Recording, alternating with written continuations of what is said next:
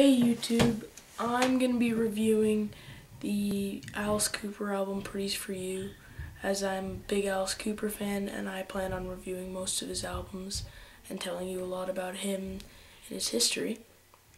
And so this is what the album cover for Pretties for You looks like. Hold on, just let the camera focus. Oh shit. And it's not an Alice Cooper album. This is the first album they ever made as a band, and it was put out in 1996, recorded by Frank Zappa's little recording studio that he had going on. And this is from after they moved from Arizona, when they were called the Spiders, and they played Beatles and Rolling Stones music. They went to Los Angeles to make it big there, as they were already big in Phoenix. And they came to Los Angeles and they just couldn't find anyone. People thought they were too strange.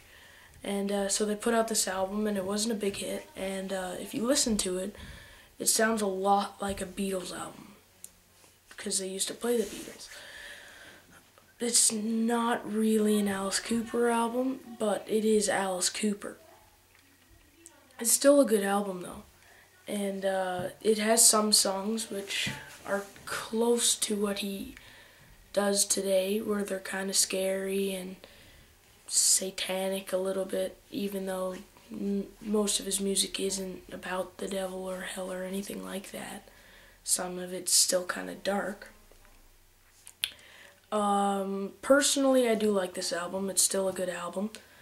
And there's one song that I'd like to talk about. It's called Reflected. And I thought that was kind of cool because the song Reflected sounds a lot like the song Elected. So I think what they did when they put out Elected on the School's Out album, I think they changed Reflected because it sounds a lot similar. So you could, if you listen to that song and you're an Alice Cooper fan, you'll go, oh, this kind of sounds like Elected. But it's a good song and a good album, and so yeah, there's my review on the Pretties for You album by Alice Cooper.